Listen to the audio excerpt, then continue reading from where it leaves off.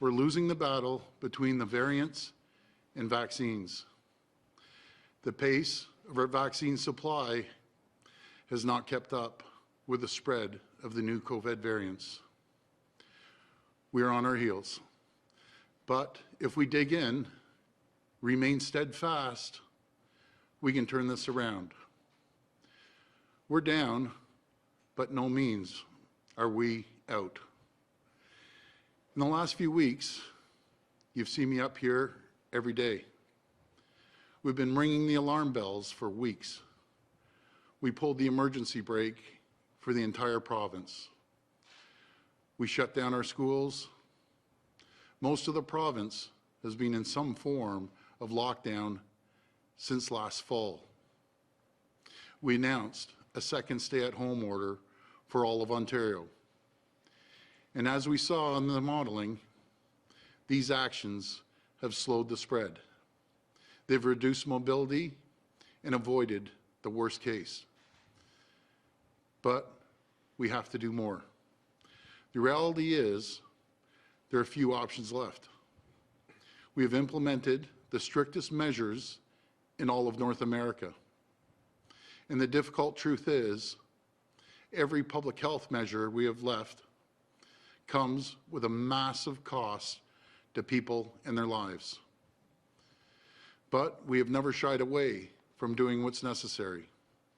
And it comes down to three things: limiting mobility, enforcing the rules, and getting vaccines into arms. And as your Premier, it falls on me to make the difficult choices. It falls on me to do what's necessary.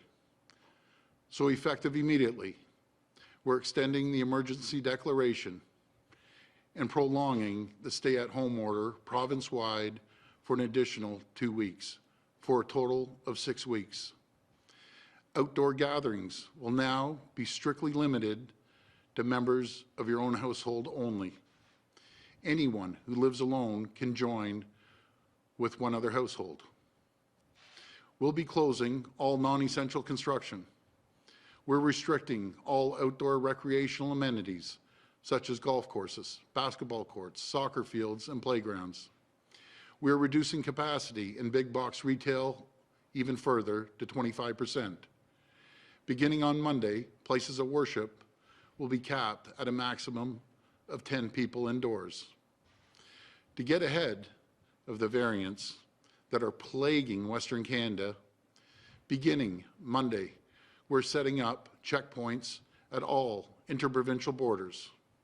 We'll be limiting access to border crossings between Ontario and the provinces of Manitoba and Quebec, with exceptions such as work, medical care, or transportation of goods. And we're calling on the federal government to immediately tighten up our international borders. We're currently facing the devastating consequences of COVID variants that entered Canada through our borders at the start of this year. We need to do more to stop other, even deadlier variants from getting into Canada and causing more havoc. That means limiting air travel, tightening up our U.S. border, and addressing the countless issues we're seeing with testing and quarantining when people fly into our country. Every week, over 36,000 people from all over the world come through Pearson International Airport. The variants that are causing this inferno, they got in through our borders. And more needs to be done right now. For our part, we are taking decisive action on the ground to dramatically step up enforcement. We have made the difficult but necessary decision to give police and bylaw officers special authorities to enforce public health measures for the duration of the stay-at-home order. I know that the majority of Ontario residents are doing the right thing. They're following the rules, keeping each other safe. But we need to step up enforcement. We need to focus on those who are deliberately putting others at risk by ignoring the stay-at-home order. Those gathering in large groups, continuing to put themselves and others at risk. So understand the restrictions will be strongly enforced because they must be. We know that when they're followed, these measures work. They reduce mobility and they do flatten the curve. We know this because we've seen them work before. What we need now is for everyone to follow these rules. These variants are infecting and killing younger people every day. We need more time to continue vaccinations to priority populations because getting needles in arms will help put this pandemic behind us. Through no fault of their own, certain communities are waging a bigger battle than others. 20% of the province has 80% of cases right now. We need to use the limited vaccines we have to focus on the inferno, because we will all benefit from getting these areas under control. That's why we're increasing vaccine supply to hotspots by 25%. And we're pressing the federal government to get us those shipments. Every vaccine we receive goes into an arm. Every single one is spoken for. We have seen clinics close and turn people away because we don't have the supply we need. And just today, we learned about a further Moderna delay. And we clearly saw in the modeling, more vaccines means fewer cases. More vaccines mean fewer hospitalizations. And more vaccines means we get out of this sooner. So if there's anything at all the federal government can do right now to get us more vaccines, we need to get them now. I can't emphasize that enough. We need the vaccines now. In the meantime, we're taking immediate action to build unprecedented capacity in our hospitals. We're moving forward with our emergency plan to add another 700 to 1,000 new beds. We don't want to have use this new capacity, but I want the people of Ontario to rest assured it is there if we need it. And it's been remarkable watching our healthcare heroes fighting on the front lines. And I want them to know that more help is coming. And each of you have the most important role to play. Please stay home, follow the rules, and get your vaccine as soon as you're eligible. My friends, you have my word. We will not rest until this virus is beaten. Thank you, and God bless the people of Ontario. Now I'll pass it over to Minister Elliott. Thank you, Premier. Like many provinces across Canada and jurisdictions around the world, Ontario is in the midst of the third wave of COVID-19. And as we've seen, this wave is different. Over the last few weeks, key health indicators have continued to worsen. COVID-19 cases, hospitalizations, and intensive care unit occupancy are at their highest levels since the start of the pandemic. Variant cases, which are transmitted more quickly and easily, continue to rise, putting even more lives at risk. And while we continue to use every resource at our disposal to support our hospitals and maximize health system capacity, our hospitals are being hit harder than ever. In 1 week, the number of COVID-19 hospitalizations has increased by almost 30%, and there are about 150 more patients in our intensive care units, bringing the total to 701 intensive care unit patients with COVID-related critical illnesses. The latest projections released show that admissions to ICUs are projected to rise to over 1,000 patients by the end of the month. And today's highly concerning modeling is very clear that unless further actions are taken, case rates will continue to rise, pushing our hospitals to the brink. Our response needs to be stronger because our opponent, the variants, are that much stronger.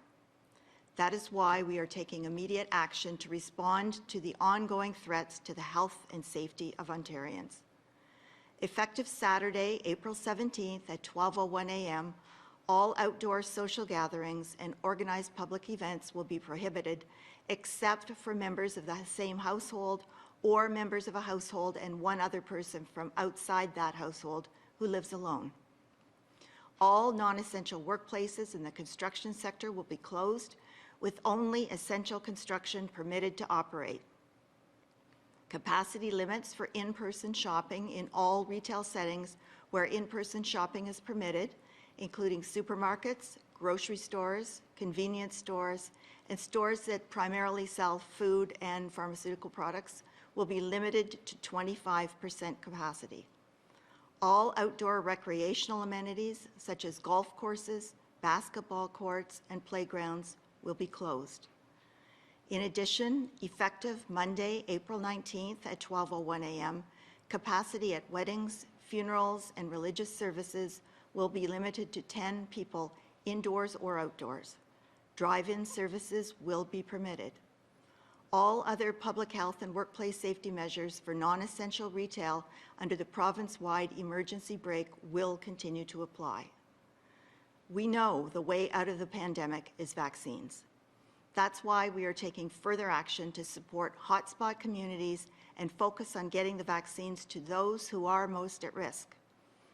As part of phase 2 of our government's COVID-19 vaccine distribution plan, we are committed to dedicating 25% of future vaccine allocations to the 13 public health regions with historic and ongoing high rates of death, hospitalization, and COVID-19 transmission. While the greatest challenge to Ontario's vaccine rollout remains a stable and reliable supply of vaccines from the federal government, we will continue to focus our vaccination efforts on those most at risk, working with our valued community partners and local public health units to mobilize every channel and deliver vaccines as quickly as possible. All Health Canada approved COVID-19 vaccines are safe, they're effective, and I strongly encourage everyone to sign up to receive the vaccine when it's your turn. I know it's been a longer winter, but now our summer is at risk. I am asking all Ontarians to please stay home to stop the third wave from threatening our healthcare system and the health of thousands of Ontarians. We may not feel it, but brighter days are ahead. They may not come as fast as we would like, but we will get there, and it will take a collective effort from all of us. Thank you, and I'd now like to hand it over to the Solicitor General.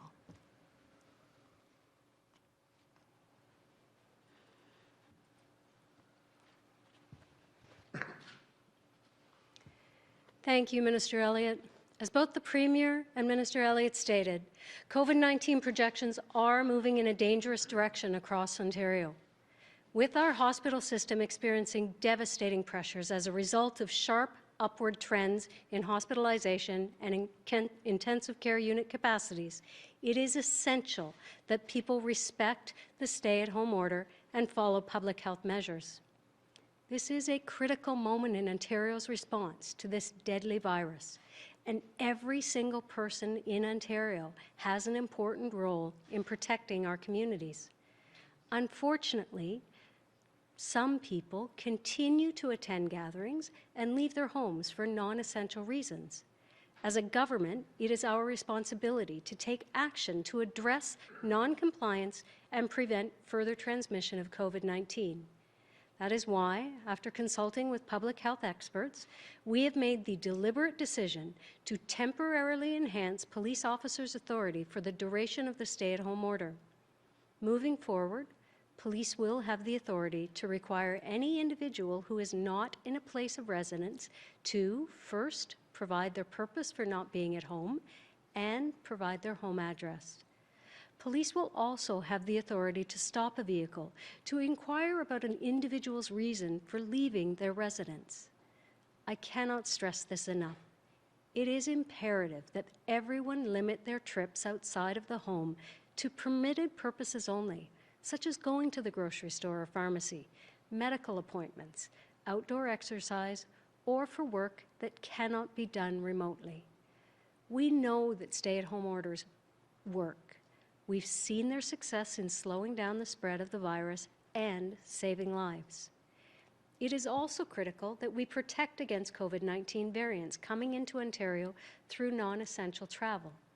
That is why, effective April 19th at 12:01 a.m., we are restricting travel into Ontario from the provinces of Manitoba and Quebec, with the exception purposes such as work, medical care, transportation of goods, and exercising Indigenous treaty rights. Should an individual not have a valid reason to enter Ontario, they will be turned back. These are tough but necessary measures to help us overcome this health crisis. We all want to get back to normal, but we can't get there without all doing everything we can right now to stop the rapid spread of COVID-19. Together, we can make a difference to protect our loved ones and our communities. Please, stay home, stay safe. Thank you. I will now turn it over to Minister McNaughton.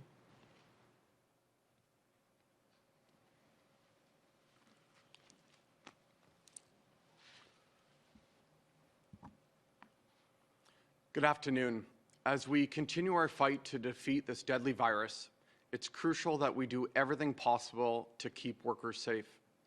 Since the start of this pandemic, we've now done over 46,000 COVID-19 related inspections, issued more than 49,000 orders, and stopped unsafe work 87 times.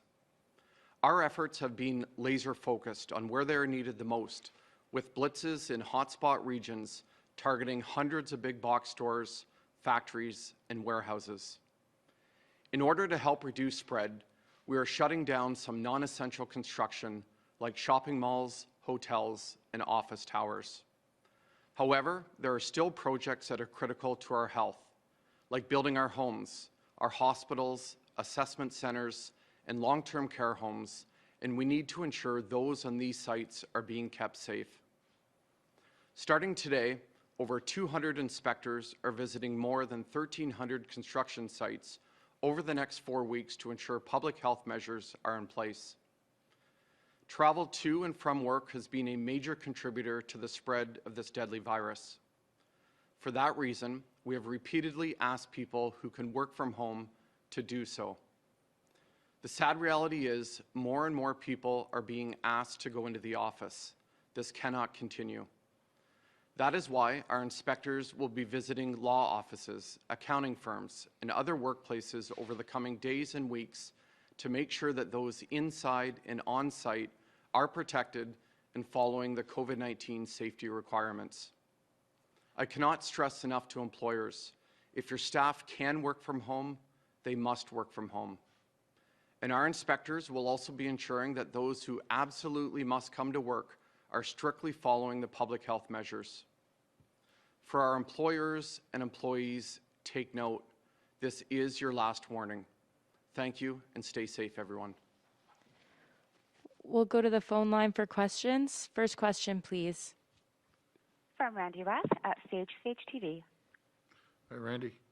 Yeah, hi. Thanks for taking my question. I'm wondering about these new police powers to just randomly stop someone walking down the street or to pull over a car.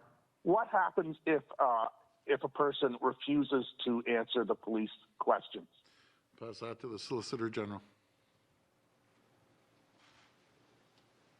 So by issuing these new additional enforcement measures, it allows police officers to ask the person why they are not at their place of residence and what their place of residence is. And specifically to your question, if you are not willing to comply, then you are breaking the law, and there is an option for the police officer to issue a ticket. Thank you. Follow-up? How much is the ticket? And also, if someone sees their neighbors breaking these new regulations and having a party in their yard, that sort of thing, should people call police on their neighbors? So in terms of the ticket cost, that of course is set by the Chief Justice. Currently, if you break an order under the EMCPA, then it is $750, as I understand it. In terms of people calling to snitch, to inform. Look, we all have a personal responsibility, and I would hope that the vast majority of us would take that personal responsibility seriously. When we see the ICU numbers rise, I would hope that people would take a second thought and consider their neighbors, consider those healthcare workers who have been working incredibly hard over the past 12 years. I'm never going to encourage people to inundate the bylaw enforcement or police departments with calls, but if it means saving lives, then I think we have to think about what your social responsibilities are as an individual to make sure that you don't empower other people and invite a whole bunch of individuals to your home. Thank you. Next question. From Natasha MacDonald at Radio Canada. Hi, Natasha. Hi, Premier. Should the federal government toss the per capita approach and instead distribute more vaccines to the hardest hit regions like the GTA? Well, what we need from the federal government, Natasha, we just need more supply.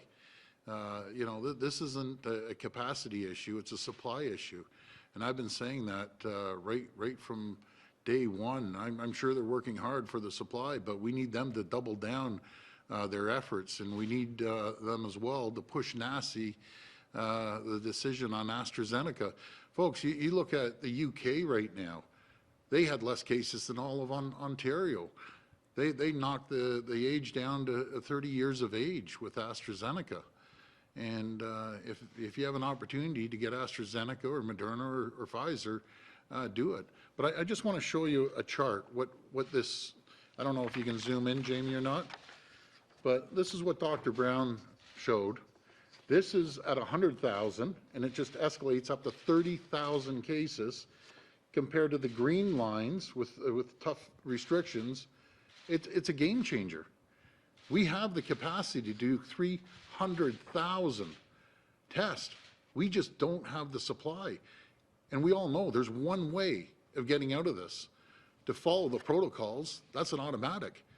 But if we continue just getting dribs and drabs and missing Moderna shipments and so on and so forth, we aren't getting out of this. More people are going to die.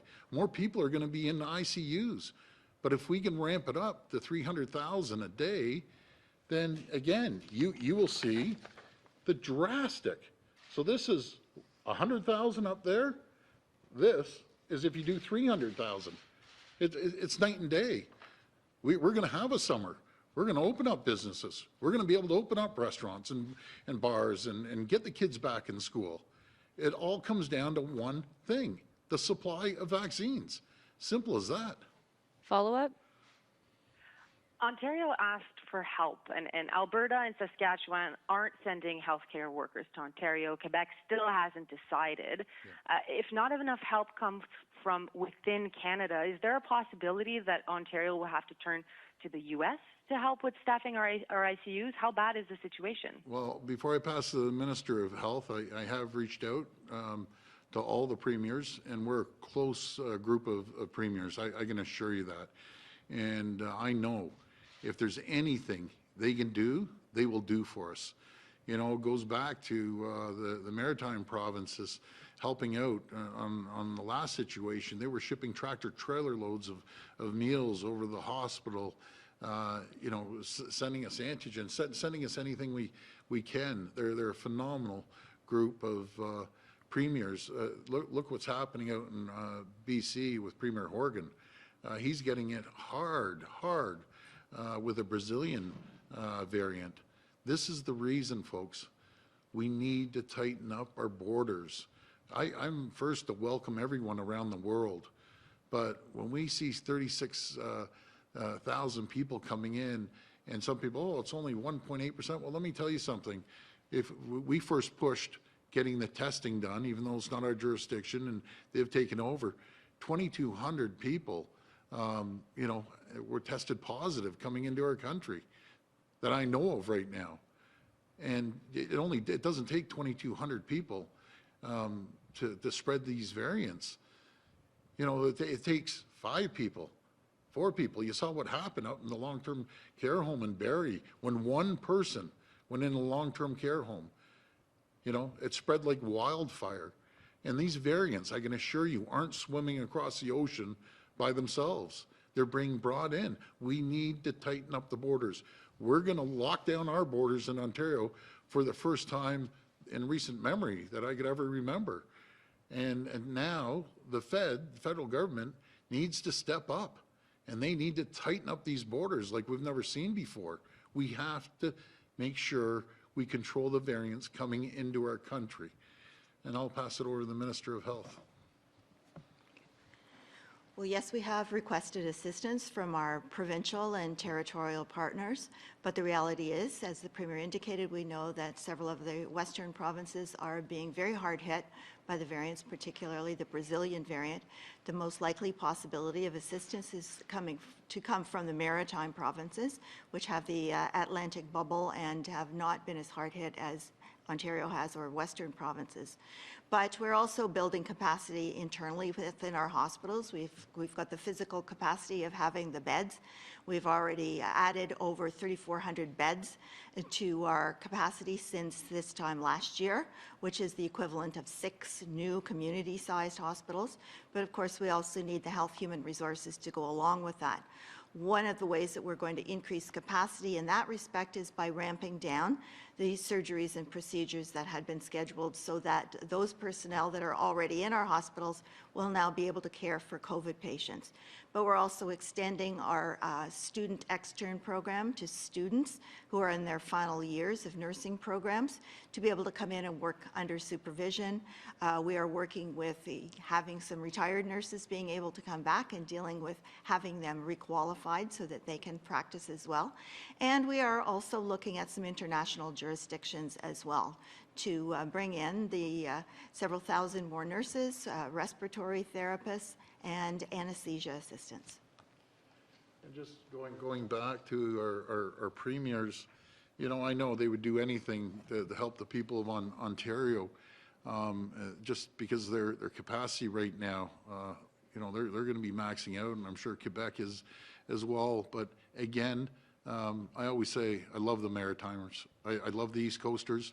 Do you know who's been an absolute champion? They all have been, by the way, but Dr. Andrew Furey, Premier Furey, the new Premier of Newfoundland. I'll tell you, the people in Newfoundland, I love you.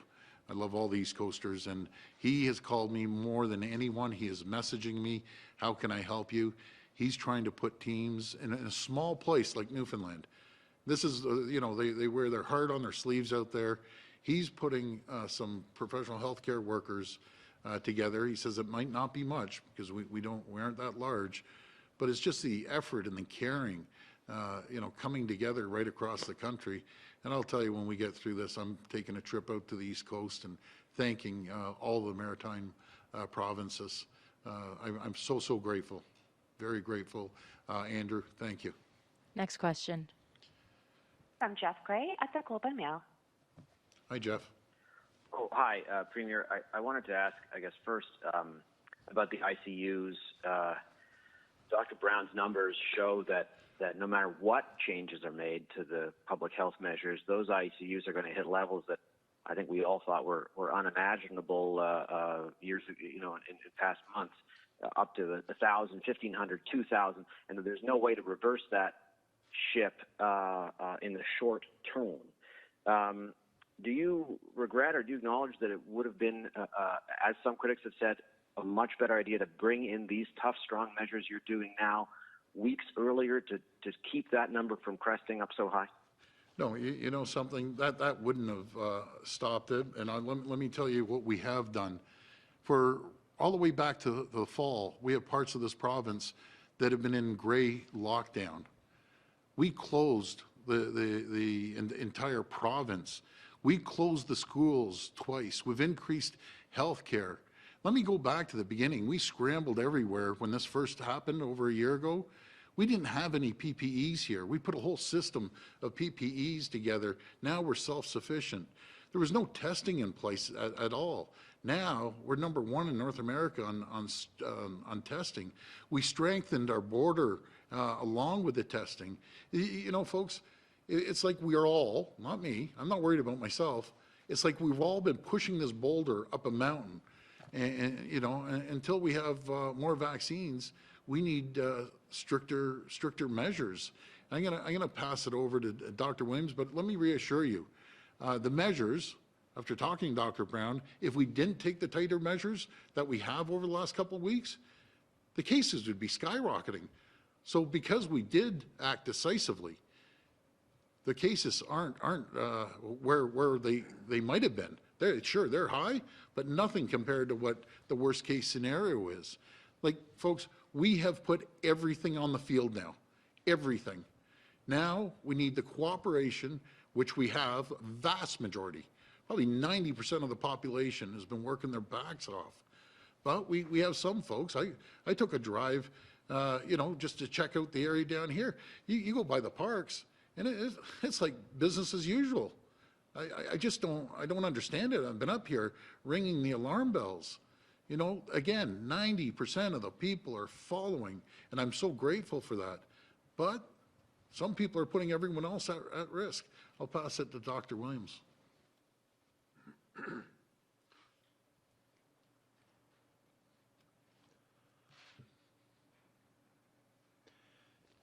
So further to what the Premier has said, and further to our presser that I did with Dr. Brown a couple of hours ago, the aspect you're asking about the projection of the ICU capacity, as they have pointed out to us, that has set in line with a number of cases we've seen before. So it is not that changeable in the next few weeks because it is a delayed metric in there. I gave an example that when they gave us their modeling 3 weeks ago, they said by now we would be at 600 to 700 ICU beds. That's where we are today. 2 weeks ago, they said you're still going to be at 600 to 700. And today they predicted we are at 600 to 700. So some of those data points move quicker. 3 weeks ago, they said we would max out at 3,000 cases a day. And then 2 weeks ago, they said we'd max out with our measures at 2,800. They've had to change that because the data changes. The information around the variants of concern changes because the way it's handled and it's moving its way through. That's what we want from our modelers. They got to be able to update and change the analytics. But some things move quickly and some things don't. And so their projection is that we will head up towards 1,000 ICU bed occupancy in the next couple of weeks. Is probably the direction it's going to head in because that's already in motion already starting 2 or 3 weeks ago in that sense. So we are following all the directions, as the Premier noted. When they asked us back on April 1st to bring in strong measures, 2 days later we did. When they asked us a week ago to bring in stay at home, we did.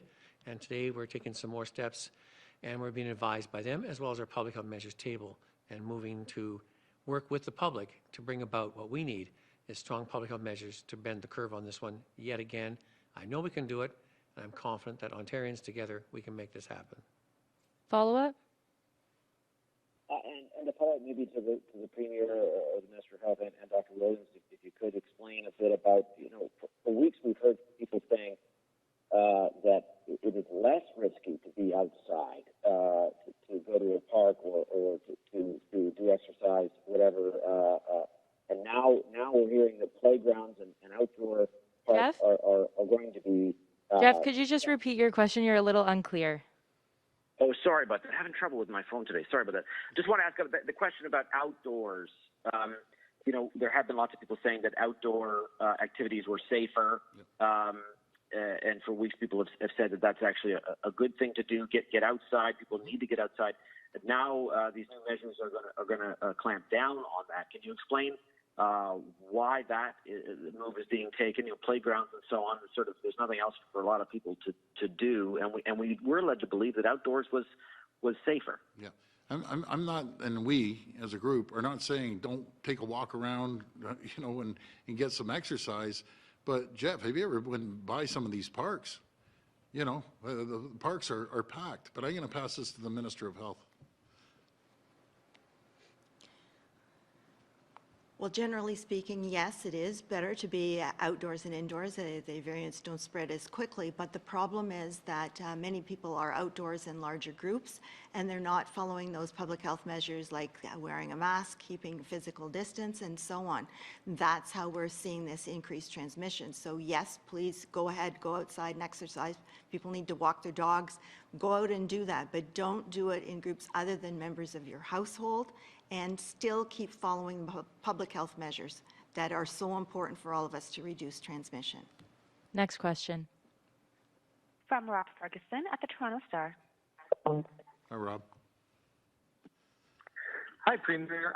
This is the third time in 3 weeks you've increased restrictions after 2 months of warnings from the public, from Steiny Brown and the science table not to ease measures too much. Why are you convinced this is enough? Because I heard you say just a few minutes ago that everything is on the field now, but Amazon warehouse is still open without reduced staff capacity. And we've got, in places like that where essential workers are catching the virus and taking it home and infecting other members of their households. Well, again, Rob, we're have that three-prong approach: limiting mobility, targeting areas like the Amazons, getting in there in the hot areas.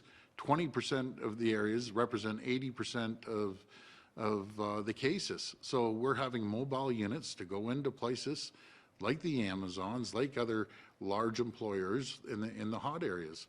And we're also handing out the rapid tests. I think we've handed in excess of over 3 million. It's probably higher by now.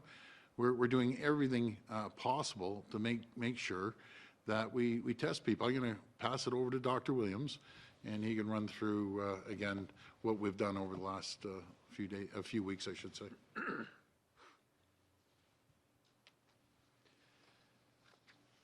So, Rob, as I just said before, we have been following in stride with that. As the Premier noted, we've had restrictions in Ontario in place with our framework all fall, and enhancing that with a number of places in lockdown in various levels since before Christmas and continuing. So we continue to ramp up as necessary and doing it at the right time and the right way. We've been following, as I noted, back 3 weeks ago, as someone has asked already, the science table is saying you need to be some more effort to lock down, and we did that. We went province-wide, and they said, but a lot more activity can take place outdoors.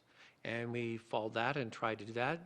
And we found, as Minister Elliott has alluded to, people were not adhering to the public health measures, because the strength of our measures is very important that the people take it as seriously as we do. So strong measures require strong cooperation and strong participation, and we need that. And I've been concerned that over the while, as we put those in, some people have become, I say, more complacent. Nevertheless, there's a large part of our population who are doing the right thing every day, day in and day out, and I applaud them for that. Those who have started to let that slide have to get back in focus again, and are finding out, unfortunately for some, that where they thought there was not an issue, now with the new variants, it is causing much harm in their family and personally, and they have to really focus in on this and stick to the measures that we're bringing in today. And we're following the direction again in phase with what the science table has been advising. Yeah, Rob, I just want to reiterate about the importance of health and safety for every single worker out there.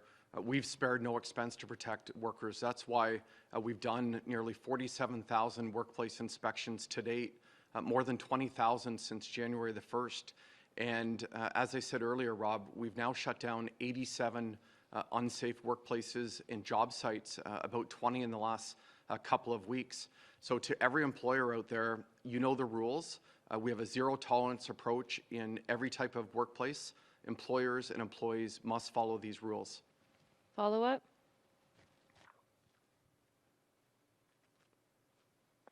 Okay, thanks everyone and Monty for that.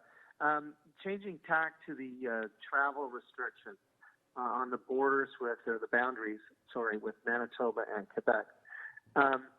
You mentioned, Premier, that you want to stop the variants, some of these other variants from getting in from Western Canada. And I'm wondering, do you honestly think more people are driving into Ontario from the west than flying?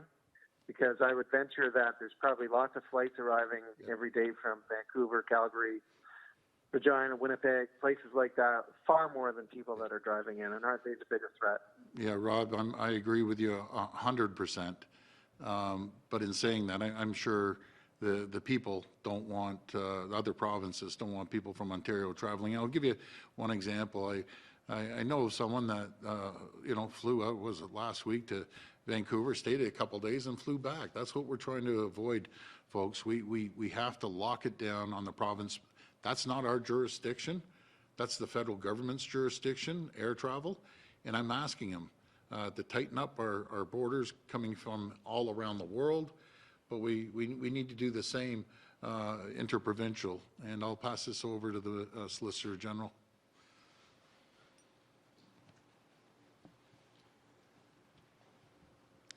So as you know, federal aviation is controlled by the Canadian government. We were successful in initially setting up testing for international travelers at Pearson. Now the federal government has taken over that responsibility, and we are asking respectfully, please, don't just do international travelers that are coming into Pearson. Do domestic travelers, do U.S. travelers. We have to test people when they are coming into Ontario to make sure that our citizens are protected, and frankly, they can get the protection if they need to self-isolate for 14 days. In terms of the actual borders between Manitoba and Quebec, there are 43 different road pathways through Quebec and Manitoba, and we want to check those visitors. Why are you coming into Ontario at this time? Is it necessary for medical, personal, and work reasons? And if it's not, respectfully, you need to turn away until we deal with the variants, until we get sufficient vaccines to make sure that our citizens are protected. Thank you. And just one more thing, you know, and I don't think I've ever mentioned this before. Do you know who our heroes are too? Along with the firefighters, paramedics, our police, our Canadian Border Protection Officers. You know, no one talks about them. Imagine being there every day and having 36,000 people come to you in a week, and they need to be protected too.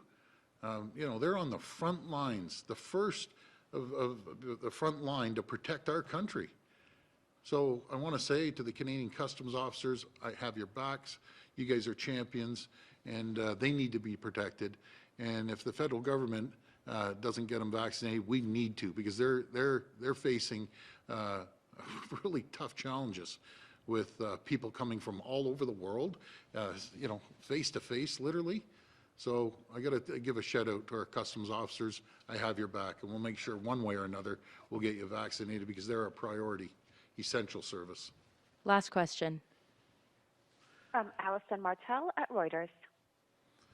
Thank you. Hi, Alison. So it looks at this point all but certain that Ontario will still soon have more critically ill COVID patients than ICU beds. That means people will have heart attacks, they will be hit by cars, they will catch COVID at work, and they will receive substandard care, or maybe only limited care to keep them comfortable while they die. Why not close some non-essential manufacturing and distribution workplaces now and reduce that death toll? Okay. You know something? When we talk about the non-essential manufacturing, you look at the supply chain. The supply chain is so deep. You know, you can pick one and not the other. The supply chain is deep. And do you know who I wish was here is Vic Fideli. He was talking about the forestry. You know, someone said, why don't you close down the forestry? There's a product in the forestry that is in aspirins, in dozens and dozens of different products. And, you know, someone that makes a light switch. I could go on and on and on. What we need to do, I'll tell you what we need to do. First of all, we need to make sure the mobility stops. We have to make sure that we get the vaccines into people's arms. We need to make sure that we enforce the stay-at-home order. It works, folks. That's what we need. We need that more than anything. The bottom line is, this is the bottom line. Would we be in this position if we were getting 300,000 vaccines back in February, like the rest of the world? The answer is absolutely not. We wouldn't be facing the crisis with ICU. We wouldn't be having shutdowns. We wouldn't have the schools shut down. We need the vaccines. And, you know, whatever, hook by crook, whatever, the feds need to get us vaccines. Bottom line. Follow up? Other countries and other provinces have closed some manufacturing workplaces during surges. Many major manufacturing workplaces closed voluntarily during the first wave.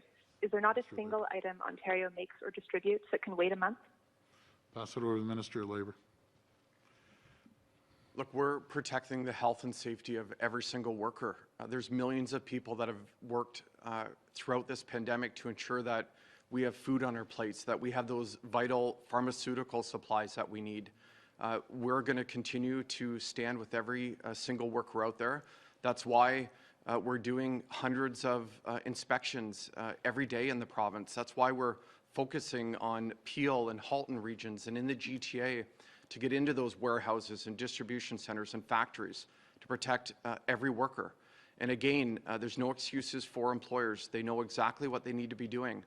We put up hundreds of resources, posters, tip sheets, videos, webinars at ontario.ca/COVID safety in multiple languages. And if any worker out there feels unsafe, they can call our ministry and we'll investigate at 877-202-0008.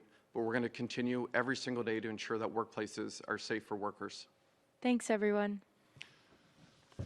Thank you, everyone. Have a safe weekend. God bless. We'll get through this, I promise you.